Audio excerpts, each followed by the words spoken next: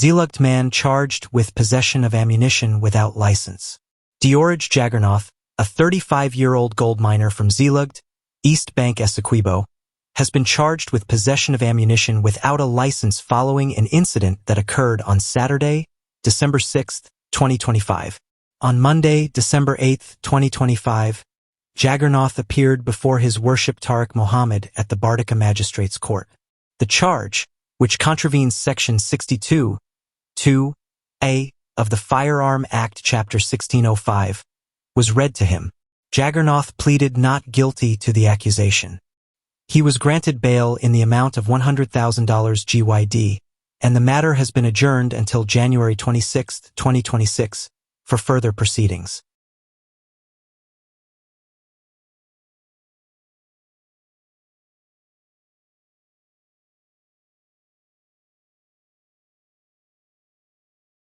White Light campaign held on East Bank Demerara, 16 cases made.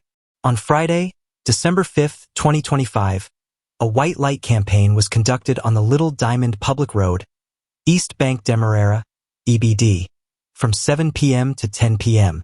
The operation was overseen by Inspector Jajanandan, along with Sergeants Rodriguez and Fraser, as well as Corporal Smith. During the campaign, the following violations were addressed. Unlighted motor vehicle front, 3. Obscured identification mark, 3. Unlighted motor vehicle rear, 3. Breach of prescribed fitness, 7. In total, 16 cases were recorded during the operation. Additionally, 7 certificates of fitness were revoked as a result of the campaign, highlighting the ongoing efforts to enhance road safety in the area.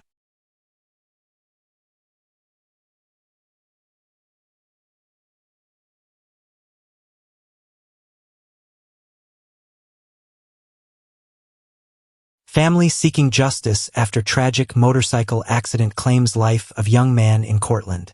A motorcycle accident claimed the life of 28-year-old Travis Joseph from Cortland, Burbus, on Sunday afternoon. Joseph, who resided at Lot 19 in Cortland Village, worked as a line technician for Guyana Power and Light, GPL, in Region 6. According to his brother, Troy Joseph, the incident occurred around 4 p.m. when Travis was riding his motorcycle home. Troy reported receiving varying accounts of the accident, noting that a vehicle was involved, which allegedly drove over Travis, inflicting multiple injuries. Immediately after the collision, Travis was transported to Port Morant Public Hospital and later moved to New Amsterdam Public Hospital, where he tragically succumbed to his injuries. The community is still in shock over the sudden loss, with family and friends remembering Travis as a well-liked and kind individual. Troy is now calling on the police to conduct a thorough investigation into the circumstances of the crash. I want the police to investigate the matter. Let me get some justice for my brother, he expressed. The family and community continue to mourn the untimely passing of Travis Joseph.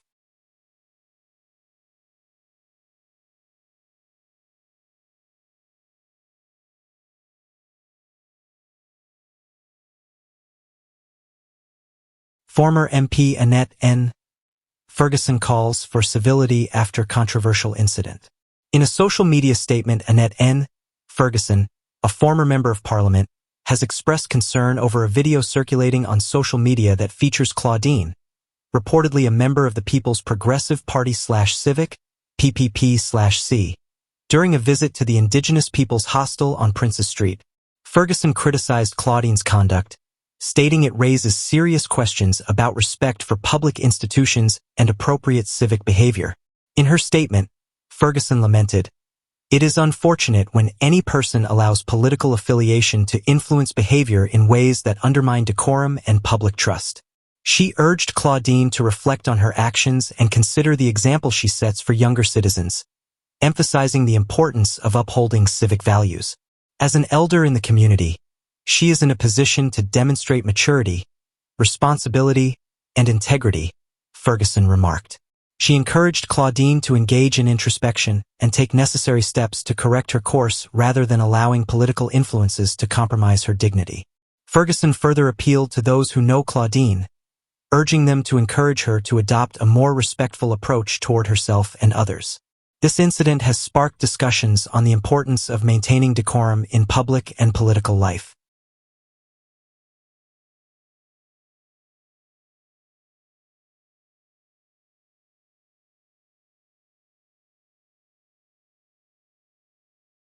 Police report. Special constable charged with manslaughter after fatal stabbing. Rihanna Simpson, a 27-year-old special constable, was charged with manslaughter on Monday following the fatal stabbing of her partner, Peter Michael Rollins. Simpson appeared before Magistrate Rondell Weaver at the Wales Magistrates Court where the charge was read to her. She was not required to enter a plea and was granted bail set at $500,000 under the condition that she reports to the Leonora Police Station on the 15th of each month. The case has been adjourned to January 13, 2026. The incident occurred last week when Simpson reportedly stabbed Rollins, a porter from Tuckville, Georgetown, resulting in a fatal wound to his upper right leg. Investigations indicate that the couple was at their shared residence when the stabbing took place.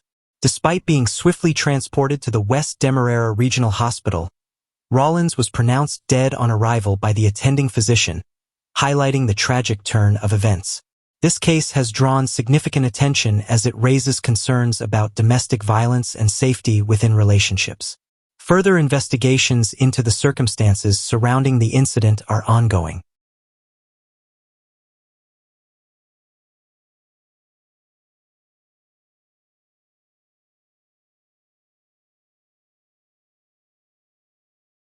Small turnout at APNU protest in demand for cash grants. Newsroom reports the PNC-led opposition coalition, the APNU, struggled to rally significant support during its protest on Monday, which demanded that the government expedite cash grants before the year's end. This call comes despite President Ali's recent announcements indicating that such grants are already being distributed.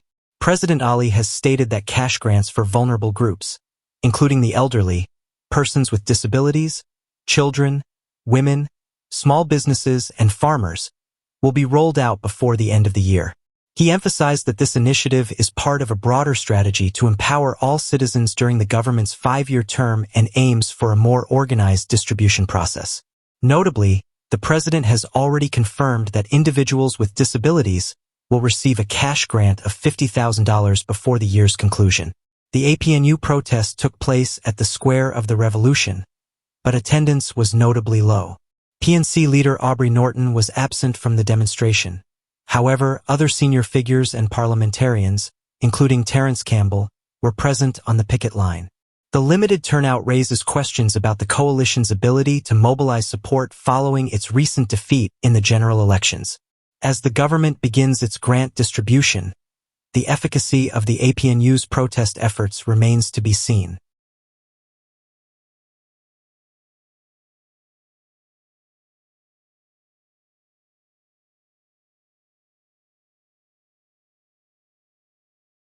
Man arrested after breaking into Ministry of Home Affairs confesses. A 48-year-old man, identified as Neil Metis, also known as Shoulders, is in custody following his confession to breaking into the Ministry of Home Affairs early Monday morning. The incident occurred around 4:44 HRS when Metis, who lacks a fixed residence, was arrested on Charlotte Street. Reports indicate that he was questioned by police and subsequently admitted to the crime. Initial investigations revealed that Metis allegedly stole several items from the ministry, including 2 HP laptop computers, an Apple iPad, an Amazon tablet, and 2 Canon EOS 4000D cameras. Additionally, a gold chain valued at $300,000 and $36,000 in cash belonging to a 58-year-old administrator from the ministry's personnel department were reportedly taken.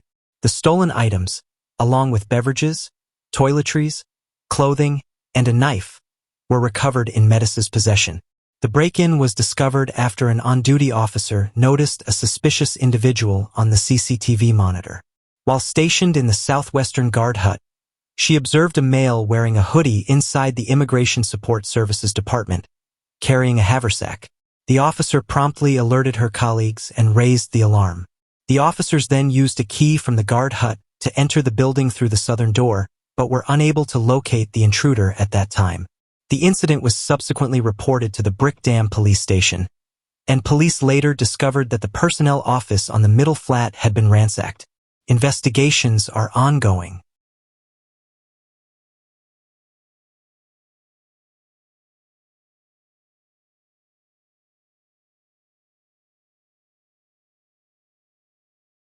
Linden businessman charged with illegal firearm possession.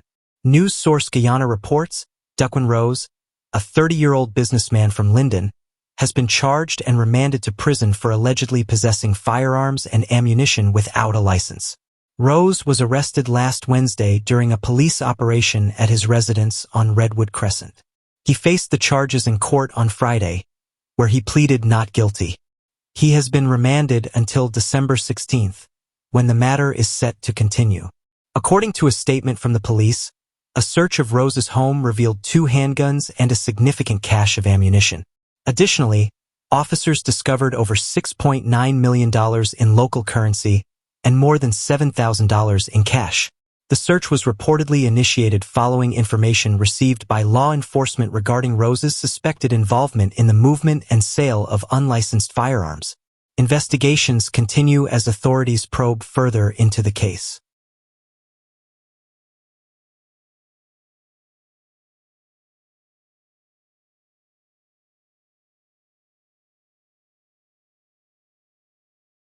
Police officer donates his Christmas incentive to children's homes. HGP Nightly News reports, in a heartwarming act of generosity, Antonio Fredericks, Deputy Superintendent and 3rd in command of Regional Division No. 3, has donated his Christmas cash incentive of $100,000 to the children at CARE, Our Us and Prabhu Sharan Children's Homes. Fredericks emphasized the spirit of the season, stating, "Christmas is for kids. It's a time to be merry and a time for sharing." His thoughtful contribution is aimed at ensuring that the children experience the joy of the holidays. During his visit, Fredericks took the time to interact with the kids, sharing a motivational pep talk and extending his wishes for a Merry Christmas and a Happy New Year. The staff and children expressed their heartfelt gratitude to Mr. Fredericks for his kind and timely gesture, reinforcing the impact of community support during this festive season.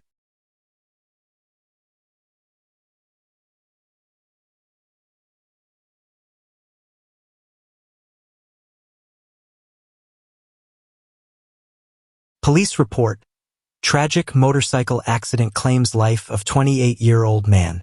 Police are investigating a fatal motorcycle accident that occurred on Sunday, leading to the death of 28-year-old Travis Joseph.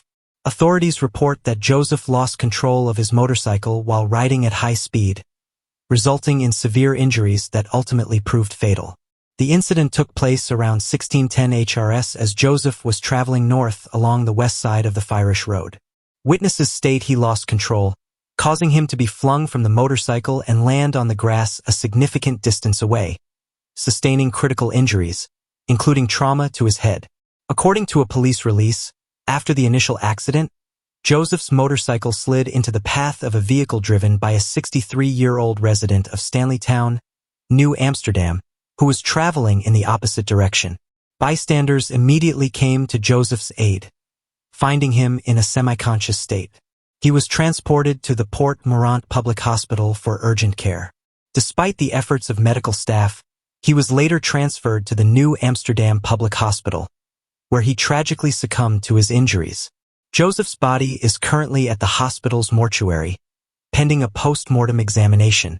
The driver of the vehicle involved underwent a breathalyzer test, which returned a result of 0 micrograms. He has since been released on bail. The vehicle has been submitted for inspection by a licensing and certifying officer.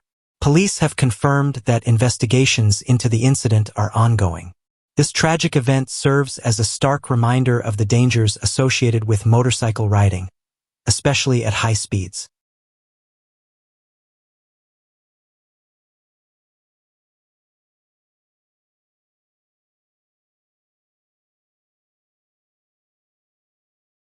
State drops charges against businessman and alleged hitman in murder plot case. The case against businessman Mark Grimmond and alleged hitman Chatterpal Kevin Singh, accused of plotting to murder Lethem businessman Dwayne Grant, has collapsed following Grant's decision to withdraw his testimony. The disclosure was made in court this week, prompting the state to discontinue the case entirely. Prosecutors indicated that Grant informed them he no longer wished to offer evidence, stating he had been paid for his silence.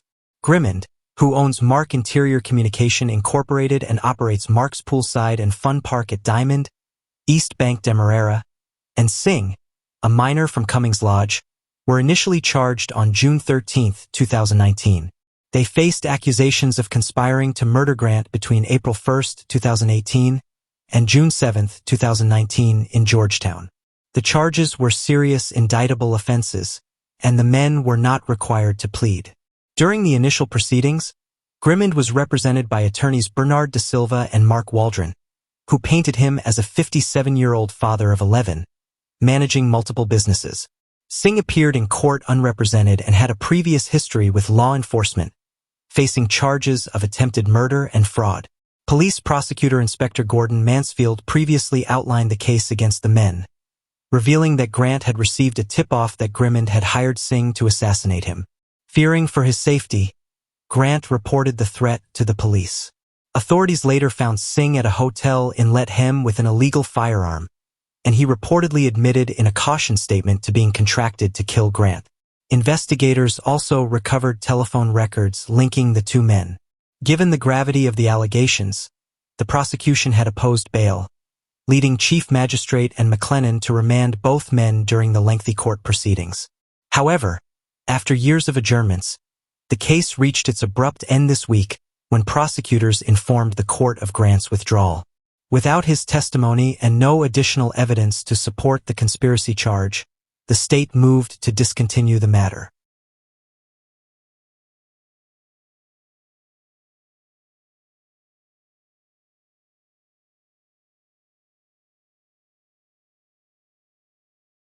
Senior Superintendent Himnoth Saw seeks removal from U.S. sanctions list. HGP Nightly News reports Senior Superintendent Himnoth Saw, the former commander of Regional Division 1, is vigorously defending his reputation as he petitions the U.S. Office of Foreign Assets Control (OFAC) to remove his name from the Specially Designated Nationals (SDN) list. In a formal request to OFAC, Saw highlights newly submitted evidence that he claims fundamentally alters the circumstances surrounding his designation. His legal team is urging a comprehensive review and is prepared to provide additional documentation or engage directly to assist in clearing his name. Amidst this diplomatic and legal challenge, Saw is publicly asserting his integrity, especially concerning a significant drug bust that occurred at an illegal airstrip in Matthews Ridge on September 1, 2024. He maintains that he had no prior knowledge of the airstrip, nor was he involved in any criminal activities or connected to those implicated in the cocaine-laden aircraft found at the site. Upon learning about the operations conducted by the Customs Anti-Narcotic Unit, CANU, in the region, Saw traveled to Matthews Ridge and was airlifted by the Guyana Defense Force to the location. He met with officials from CANU, the GDF, the Minister of Home Affairs, and a representative from the U.S. Drug Enforcement Administration, DEA. Saw reports that he was interrogated by the DEA agent regarding the airstrip, the cocaine's origins, and the whereabouts of two police officers. He affirmed that he had no knowledge of the airstrip and later confirmed that at least one of the officers had departed for the United States days earlier. The senior superintendent asserts that his track record demonstrates his commitment to combating drug trafficking. He has consistently shared narcotics intelligence with CANU, including recent tips about a semi-submersible vessel and a go-fast boat linked to regional trafficking networks. Saw staunchly denies having ever facilitated criminal activity or protected rogue officers, insisting he has acted with professionalism and transparency throughout his career. He acknowledges that the allegations and OFAC designation have caused significant harm both personally and professionally, and he is resolute in his pursuit to clear his name. He is hopeful that the evidence and his long-standing service will lead to a fair and just resolution, as emphasized by his legal representatives.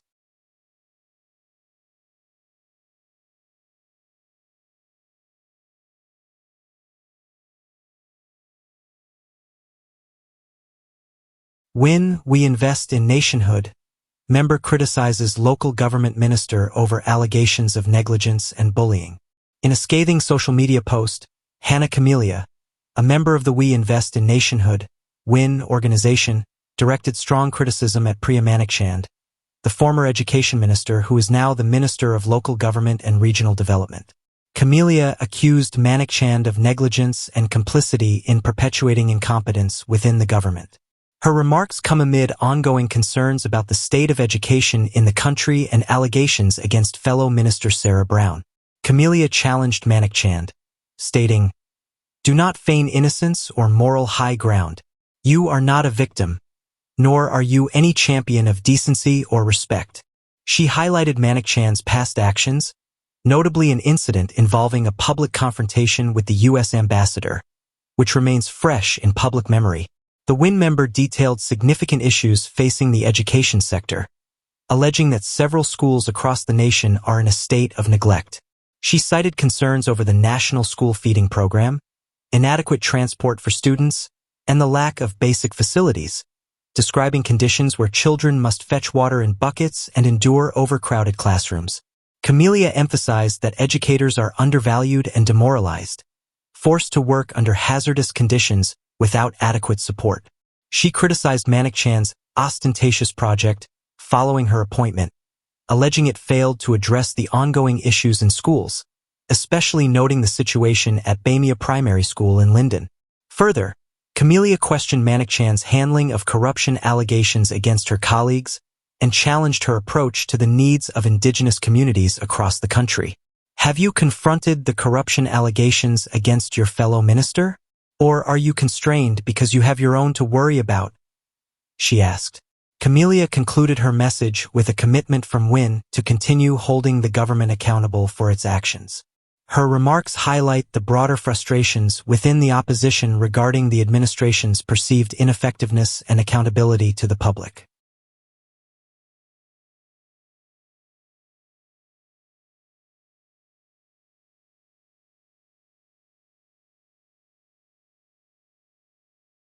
Germain Figuera, former MP, condemns misinformation in political discourse. In his latest opinion piece titled, "Rebuking the Politics of Fabrication," Germain Figuera, former Member of Parliament, addressed the increasing spread of misinformation in Guyana's political landscape. Figuera highlighted the detrimental effects that fabricated rumors and sensational narratives have on public discourse, particularly targeting prominent figures like Vice President Barrett Jagdeo. Figuera described a troubling trend where individuals, often lacking genuine contributions, resort to online manipulation and cyberbullying to gain visibility. He stated, "Such conduct is not merely intellectually dishonest. It is socially destabilizing." He criticized those who choose to spread falsehoods for prioritizing personal gain over civic responsibility, warning that these actions erode public trust and the integrity of governance. He noted that recent coordinated efforts aimed at defaming Jagdeo occurred despite his commitment to advancing national development and preparing the national budget. According to Figuera, this disconnect between online sensationalism and political reality reflects a deeper crisis of relevance among those spreading misinformation.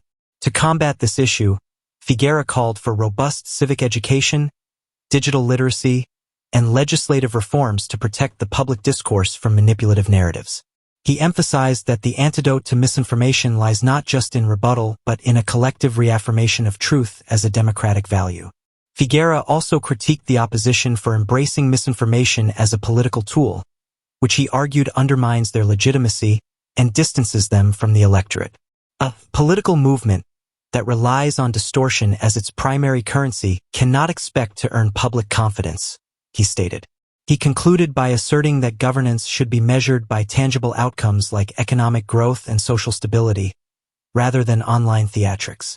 In the long arc of political history, lies are temporary, but tangible development is permanent, he declared, cautioning that those who invest in falsehoods risk being left behind as mere observers of national progress.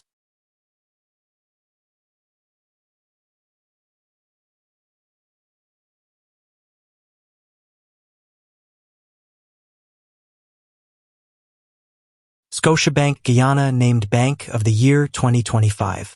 Scotiabank Guyana has been celebrated as the Bank of the Year 2025 by The Banker magazine, a prestigious Financial Times publication known for its global benchmarks in banking excellence. This accolade recognizes financial institutions that demonstrate robust performance, invest in technology, and deliver exceptional service while positively impacting their communities. In addition to this honor, Scotiabank Guyana previously received the Best Bank 2025 award from Global Finance earlier this year, underscoring its leadership within the financial sector. Nafisa Gaffer, country manager of Scotiabank Guyana, expressed her enthusiasm regarding the achievement. This recognition is a testament to our relentless focus on making banking easier, faster, and more secure for our clients.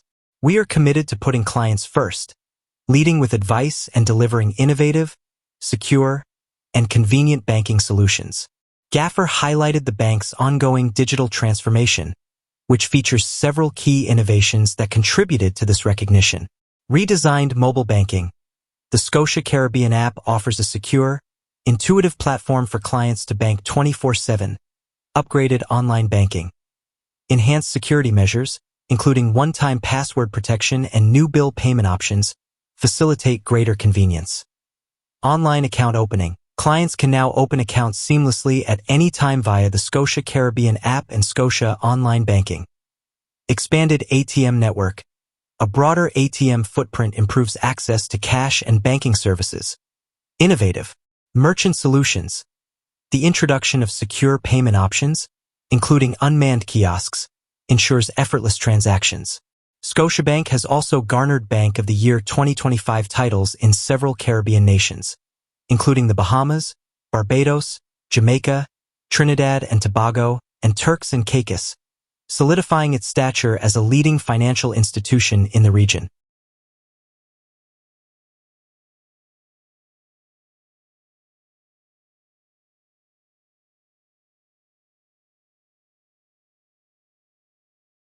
Extradition hearing for U.S. indicted businessmen continues. Newsroom Guyana reports the extradition hearing for U.S. indicted businessmen Nazar and Azruddin Mohammed continued on Monday, with both the prosecution and defense presenting submissions regarding constitutional issues raised during the proceedings. Lead prosecutor Terrence Williams mounted a robust rebuttal against the constitutional challenge presented by the Mohammed's legal team, stating that citizens have no inherent constitutional right to a specialty arrangement in extradition. He characterized the defense's application as premature and lacking legal foundation. The defense team is contesting recent amendments to the Fugitive Offenders Act, asserting that these changes violate the Mohammed's rights to liberty and jeopardize their ability to secure a fair legal process. They have requested that the issue be escalated to the High Court for adjudication. However, Williams argued that the rights claimed by the defense are not pertinent at this stage of the extradition hearing. He clarified that while specialty is a restriction, it does not constitute a constitutional right, stating, "Parliament establishes the restrictions and can therefore qualify them." Williams further emphasized that the recently disclosed diplomatic note, dated December 5th, provided assurance from the United States that no third-party extradition would occur, thereby rendering the defense's claims moot. He stated, "We need not look any further for provisions on the specialty principle." Additionally, he asserted that Section 153(3) of the Constitution was not triggered since the defense's arguments did not raise any legitimate constitutional questions. "The matter of specialty does not arise in these proceedings," Williams concluded. Prosecutor Herbert McKenzie supported Williams' assertions, describing extradition as a hybrid construct involving both the executive and judiciary, rooted in treaty obligations and the rights of the state. He noted that extradition proceedings are uniquely governed by constitutional provisions. Earlier in the hearing, the defense had argued that the amendments compromised the Mohammed's right to due process and sought additional time to respond to the prosecution's oral submissions. Magistrate Judy Latchman granted the request, allowing the defense until Tuesday, December 9th, to submit their written response. However, she stressed that a ruling on the constitutional submissions would proceed on Wednesday, December 5th, regardless of whether the defense files its response. The defense also expressed concerns over the late disclosure of the diplomatic note, indicating it introduces new evidentiary issues that could necessitate additional witnesses. The Mohammeds remain on $150,000 bail each. The U.S. government requested their extradition on October 30, 2025, under the extradition treaty between Guyana and the United Kingdom.